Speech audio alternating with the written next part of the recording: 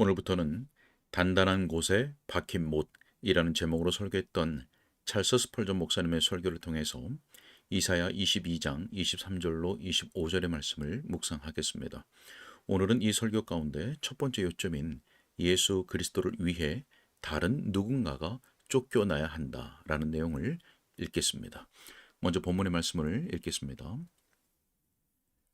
못이 단단한 곳에 박힘같이 그를 견고하게 하리니 그가 그의 아버지 집의 영광의 보좌가 될 것이요 그의 아버지 집의 모든 영광이 그 위에 걸리리니 그의 후손과 족속되는 각 작은 그릇 곧 종지로부터 모든 항아리까지니라.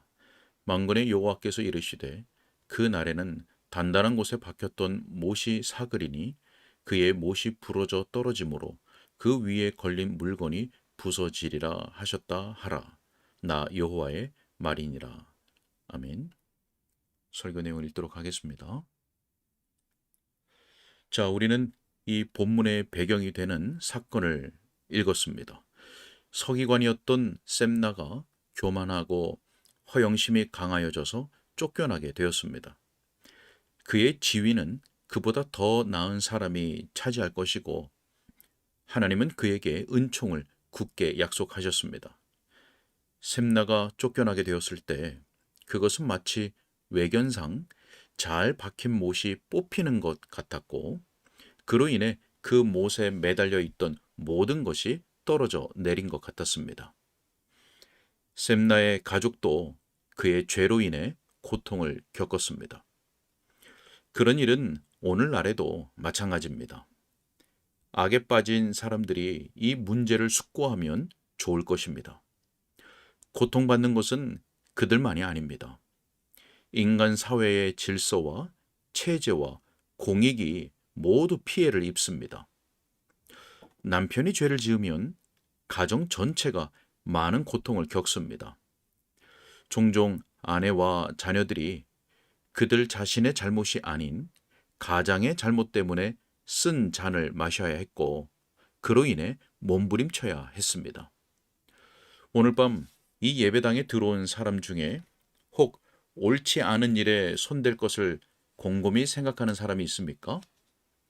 자기 자신에게 닥칠 결과와 자기 품속에 있는 자녀들과 아내에게 닥칠 결과를 감수하고서라도 감히 그런 생각을 품는 자가 있습니까? 그들의 삶을 고통으로 채우지 않도록 혹은 가난과 수치 가운데 일찌감치 그들을 무덤에 내려 보내는 일이 없도록 잠시 멈추어 생각해 보십시오. 자, 하지만 그것이 제가 말하고자 하는 주제는 아닙니다. 셈나가 제거되었을 때 엘리야김을 위한 자리가 났습니다. 이것이 영적인 교훈을 위한 열쇠를 제공합니다. 일반적으로 주석가들과 강해자들은 엘리야김이 우리 주 예수 그리스도의 예표라고 인정하고 제안해 왔습니다. 이 본문이 문자적으로는 엘리야김을 언급하고 있지만 이 속에는 주 예수님께 적용되는 것으로 이해될 만한 매우 큰 교훈의 요소들이 있습니다. 저는 본문을 그렇게 활용할 것입니다. 자, 첫 번째 요점은 이것입니다. 예수 그리스도를 위한 자리를 마련하기 위해서는 다른 누군가의 폐위가 있어야 합니다. 마치 엘리야김을 위한 자리가 마련되기 위해서 단단한 곳에 박혀있던 못처럼 보이던 셈나가 반드시 쫓겨나야 하고 그의 영광이 몰락되어야 하는 것과 마찬가지입니다. 사랑하는 여러분, 예수 그리스도께서 마음에 들어오실 때마다 그분이 인간 영혼이라는 성에 좌정하시기 전에 하나의 전투, 투쟁, 싸움이 있습니다. 죄의 형상이 무너지고 난 후 그 자리에 십자가를 세울 수 있습니다. 모든 사람은 날 때부터 어느 정도 일종의 의에 대한 개념을 가지고 태어납니다. 자기 자신을 누더기로 감싸지 않은 자, 즉 스스로를 포장하여 자신이 어느 정도의 영적이고 도덕적인 탁월성을 가지고 있다고 믿지 않는 사람은 한 사람도 없습니다. 그리스도께서 마음에 오실 수 있기 위해서는 바로 이러한 모든 자연적인 탁월성이 산산조각 나야 합니다. 전에 우리 자신을 높이 세우고 있던 성벽의 모든 돌이 무너져야 하며 예수 그리스도라는 영원한 초석 위에 올바르고 견고하게 세우기 전에 다른 토대들은 철저하게 파괴되어야 합니다. 우리 자신의 의라고 하는 과거의 자만이 철저히 붕괴되어야 합니다. 아마도 우리는 세례받았다는 이유로 혹은 성찬에 참여한다는 이유로 스스로를 치켜 세울지 모릅니다. 마치 며칠 전에 한 장로님의 방문을 받았던 사람과도 같습니다. 그 장로님은 그녀가 병들어 죽어가는 것을 보고서 그녀에게 물었습니다. 좋은 소망을 가지고 있습니까? 네, 장로님, 그렇습니다. 선하고 복된 소망이지요. 자, 그것이 무엇입니까? 라고 장로님이 물었습니다. 그녀가 대답했습니다. 네, 저는 50년 동안 규칙적으로 성찬에 참여했답니다. 자, 여러분은 기독교 국가에서 복음 사역에 참여했던 사람의 입술에서 나온 그 말을 어떻게 생각하십니까? 그녀의 확신은 외적인 예식에 참여해 왔다는 단순한 사실에 근거하고 있습니다. 아마도 그녀에게는 그런 예식에 참여할 권리가 전혀 없었을 것입니다. 자, 이처럼 단순히 종교적 의식에만 의존하는 자들이 수백, 수천이 될 것입니다. 그들은 어려서부터 예배당에 출석해온 자들입니다. 그들은 병든 경우를 제외하고는 정기적인 예배의 장소에 빠진 적이 없습니다. 참으로 한가한 영혼들이요.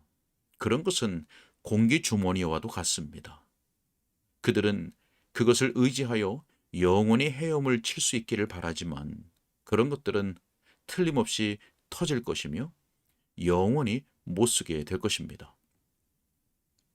자, 어떤 이들은 그들의 확신을 그들이 좀 더 심각한 악행에 빠지지 않았다는 사실에 근거를 두고 있습니다.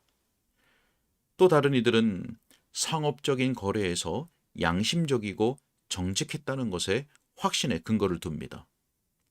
또 어떤 이들은 좋은 남편이었다는 사실에, 또 다른 이들은 인정 많은 이웃이었다는 사실에 근거를 둡니다. 저는 보잘것없이 얇은 종이짝 같은 것으로는 인간이 타고난 헐벗음을 덮을 수 없다는 것을 압니다.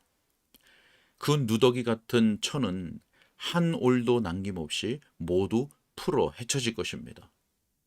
어떤 사람도 자기 자신의 의복을 벗기까지는 예수 그리스도의 의의 옷을 입을 수 없습니다. 그리스도께서는 우리의 구원을 결코 공동으로 분담하지 않으실 것입니다.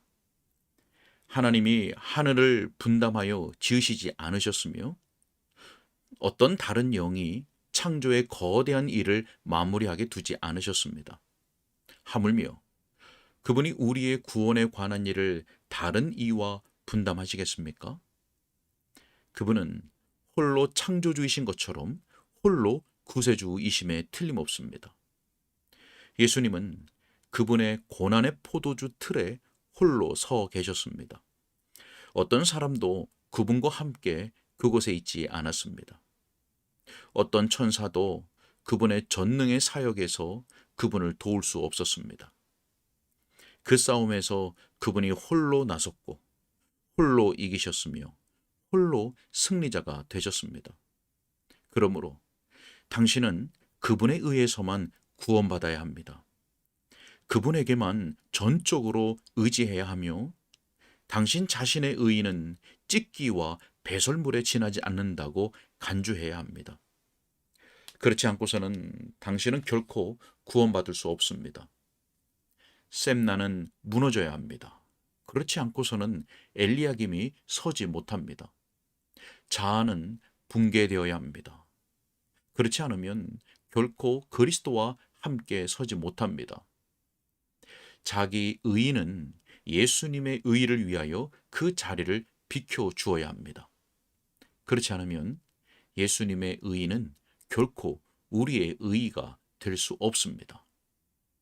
자, 마찬가지 차원에서 우리는 우리 자신의 결심이나 맹세나 노력들에 대한 모든 신뢰를 철저히 포기할 준비가 되어 있어야 합니다. 과거에 그랬듯이 미래를 위해서도 오직 그리스도만을 의지해야 합니다. 많은 사람들이 과거에는 실족하고 넘어졌음에도 불구하고 미래에는 굳게 서리라는 생각을 하고 있음을 저는 압니다. 그들이 과거에 결심하지 않았습니까? 그들이 그것을 할 수 있지 않을까요? 그들이 의지대로 실천할 수 있지 않을까요? 자만심은 그렇게 말합니다. 하지만 사람이 자기 자신을 알게 될 때, 그리고 그리스도를 알게 될 때, 그는 다른 곡조로 노래합니다. 자, 어느 고령의 성도가 경찰서에 붙잡혀 온 사람들에 대해 들었습니다. 그들 중 일부는 사형 선고를 받았고, 다른 이들은 유배형을 선고받았습니다. 그들에 대해서 들은 그 성도가 말했습니다. 오늘은 그가 그렇게 되었지만 만약 하나님의 은혜가 나를 막지 않았더라면 내일은 내가 그렇게 되었을 것입니다. 자, 다른 사람들의 큰 범죄에 대해서 들을 때 진실로 겸손한 사람은 모두 이렇게 말할 것입니다. 오늘은 그들이 그런 죄를 지었지만 은혜가 그들의 나쁜 본보기를 따르지 않도록 간섭하지 않았더라면 내일은 내가 그렇게 되었을 것입니다. 자, 형제들이요. 미래를 위한 우리의 유일한 소망은 여기에 있습니다. 즉, 예수님을 의지하는 자들은 예수님의 손 안에 있으며 그분은 그분께 자기를 의뢰한 자들을 능히 구원하실 수 있다는 것입니다. 예수님을 의지하는 자들은 성령이 그들 안에 거하시고 그들 안에서 행하신다는 약속을 가졌습니다. 성령께서 그들의 마음에 율법을 새기시고 그들의 마음을 새롭게 하시며 그들의 성품이 그리스도의 성품을 담도록 빚으실 것입니다. 그리하여 그들로 하여금 악을 미워하게 하시며 선한 것을 택하게 하실 것입니다. 그리스도의 보혈이 아니라면 여러분은 여러분 자신의 노력으로 결코 단 하나의 악의 성향도 죽이지 못합니다. 우리의 마음에 있는 뱀들은 저 위대한 희생의 피가 뿌려지기까지는 결코 죽지 않습니다.